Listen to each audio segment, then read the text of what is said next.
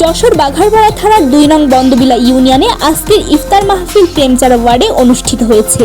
উক্ত অনুষ্ঠানে মূল্যবান বক্তব্য রেখেছে বন্দবিলা ইউনিয়ন বিএনপির সফল সভাপতি মনিরুজ্জামান তপন। বিস্তারিত দেখুন জাহিদুল ইসলাম সোহাগের ধারণকৃত ভিডিওতে। আসার জন্য সম্মতি জ্ঞাপন করেছেন।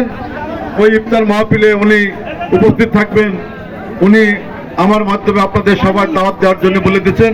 আমি আপনাদের সবাইকে আমন্ত্রণ জানাচ্ছি। আগামী বৃহস্পতিবার আমাদের ইউনিয়নের শেষ ইফতার মাহফিল, আপনারা সবাই সেখানে উপস্থিত হবেন। ইনশাল্লাহ কোনো সমস্যা হবে না। আর একটা বিষয় হচ্ছে, এই ইফতার মাহফিলের মধ্য দিয়ে আমাদের দল আগামী যে নির্বাচন, সেই নির্বাচনকে সামনে রেখে দলের সাংগঠনিক কর্মকাণ্ড পরিচালনা করে আমাদের এই ওয়ার্ডে বিভিন্ন পেশার মানুষ, বিভিন্ন কাজের মানুষ, যেমন বলি ডাক্তার, ইঞ্জিনিয়ার, প্রফেসর, শিক্ষক, ইমাম, মুয়াজ্জিন, একজন ভ্যান চালক, ইজি বাইক চালক, একজন কৃষিকাজ করা শ্রমিক, দিনমজুর, বিভিন্ন শ্রেণীর মানুষকে আমরা এই ইফতার মাহফিলে অংশগ্রহণ করার জন্য আমন্ত্রণ করেছি। সেভাবে আমাদের নির্দেশনা ছিল প্রতি ওয়ার্ডের নেতাকর্মীদের যে আপনারা পাড়া মহল্লায় গিয়ে প্রত্যেক পেশার মানুষকে এক জায়গায় সমবেত করবেন। এর উদ্দেশ্য হচ্ছে আগামী যে নির্বাচন, এই নির্বাচনে যেন আমরা প্রত্যেক পেশার মানুষের কাছে যেতে পারি, তাদের কাছে আমাদের প্রিয় নেতার জন্য ভোট ভিক্ষা করতে পারি, যেন তারা ওই দিন না বলে যে একটা ইফতার মাহফিল এই ওয়ার্ডে অনুষ্ঠিত হলো, আমাদেরকে বলা হলো না, আমাদেরকে ডাকা হলো না, আমাদের সেদিন খোঁজ খবর নেওয়া হচ্ছিল না, আজকে কেন আপনারা আমাদের কাছে আসছেন। এই জন্য আমরা আমাদের দলের যে সিদ্ধান্ত, প্রত্যেক পেশার মানুষকে, প্রত্যেক শ্রেণীর মানুষকে আমাদের ইফতার মাহফিলে আমন্ত্রণ করা এবং আমরা আমন্ত্রণ করেছি। সেই কারণে আপনাদেরকে আমাদের প্রিয় নেতা দীর্ঘ 29 বছর এই বাগারপাড়ায় আপনাদেরকে নেতার পথ চলা, অনেক বিপদ আপদ, সুখ দুঃখ, মামলা হামলা, নির্যাতন, অনেক প্রতিকূল অবস্থা পার করে তিনি কিন্তু আমাদের ছেড়ে যাননি। তিনি কিন্তু আমাদেরকে গার্জিয়ান হিসেবে আগলে রেখেছেন। আমরা তার সেই কাজের স্বীকৃতি স্বরূপ আমরা তাকে কোনো প্রতিদান দিতে পারিনি। আমরা বাগারপাড়ার বিএনপি নেতাকর্মীরা তাকে আমরা কোনো জায়গায় পৌঁছাতে পারিনি, সংসদে পাঠাতে পারিনি। কাজেই আপনাদের কাছে আমার বিনীত অনুরোধ থাকবে, আগামী যে নির্বাচন আসছে ওই নির্বাচনে আমরা সবাই আমাদের ভিতরে যে মতভেদ আছে, ভেদাভেদ আছে ভুলে কাঁধে কাঁধ মিলিয়ে সবাইকে সাথে নিয়ে আমরা পাড়া মহল্লায় গিয়ে ভোট চেয়ে আমাদের প্রিয় নেতাকে আগামী যে নির্বাচন আসছে 25 সালের ডিসেম্বরে, সেই নির্বাচনে বিপুল ভোটে 2 নম্বর ওয়ার্ড থেকে জয়যুক্ত করে আমরা সংসদে পাঠাবো। এই আশা আপনাদের কাছে আমরা করছি। আপনাদের কাছে আমরা এই নিবেদন করছি, আপনারা অবশ্যই প্রত্যেকে আমাদের প্রিয় নেতাকে ওই দিন আপনারা যে নির্বাচন আসবে ওই নির্বাচনে ধানের শীষ মার্কায় ভোট দিয়ে তাকে জয়যুক্ত করবেন। এটা আপনাদের প্রতি বিশেষভাবে আমাদের অনুরোধ রইল। আর একটা বিষয়, আপনারা ইতিমধ্যে জেনেছেন আমাদের দলের ভারপ্রাপ্ত চেয়ারম্যানের আরেকটা নির্দেশনা আসছে।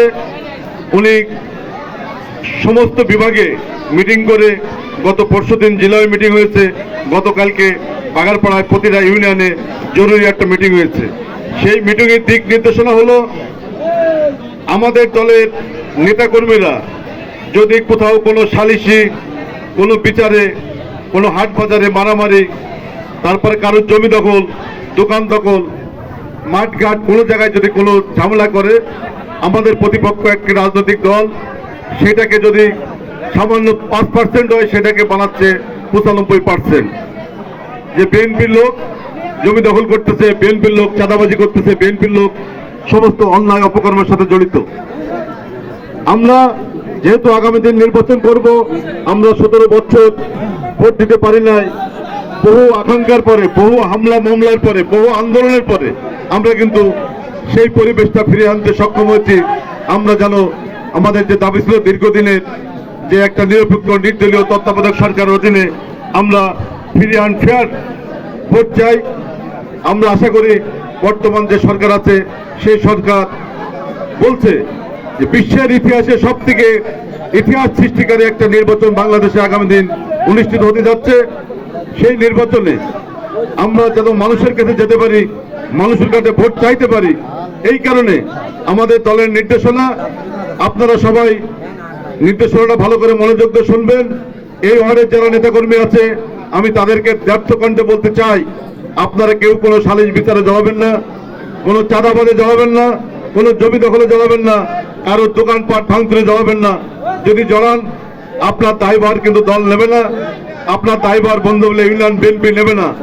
আপনাকে কিন্তু কোনো নোটিশ ছাড়াই আপনাকে কিন্তু আজীবন আপনার পদ থেকে বহিষ্কার করা হবে। এই বিষয়টা আপনাদেরকে হুঁশিয়ার করে বলে দিলাম। আপনারা কিন্তু সবাই সতর্ক থাকবেন। আপনারা এতদিন আন্দোলন সংগ্রাম করার পরে আমি মনে করি নিশ্চয় আপনারা জেনে শুনে কেউ বিপদের সম্মুখীন হবেন না, কারণ আমি আপনাদেরকে কোনো সুপারিশ করব না, আমি নিজেও কোনো সালিশে যাব না, কোনো বিচারে যাব না, কোনো ঝামেলায় জড়াবো না। কাজেই আপনাদেরকেও নিষেধ করছি, আপনারা কেউ জড়াবেন না।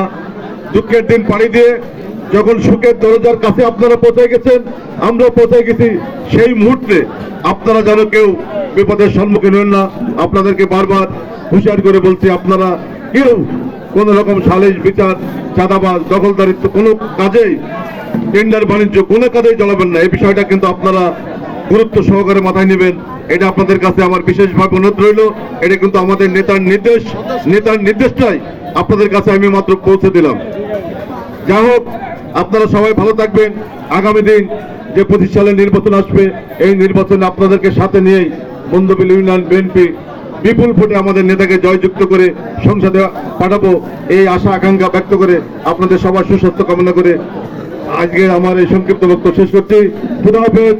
বাংলাদেশ জিন্দাবাদ, বাংলাদেশ জাতীয় দল জিন্দাবাদ, শহীদ রাষ্ট্রপতি জিয়াউর রহমান অমরক, বেগম খালেদা জিয়া জিন্দাবাদ, তারুণ্যের অহংকার জনাব তারেক রহমান জিন্দাবাদ, আমার প্রিয় নেতা ইঞ্জিনিয়ার টেক জিন্দাবাদ জিন্দাবাদ। আসসালামু আলাইকুম।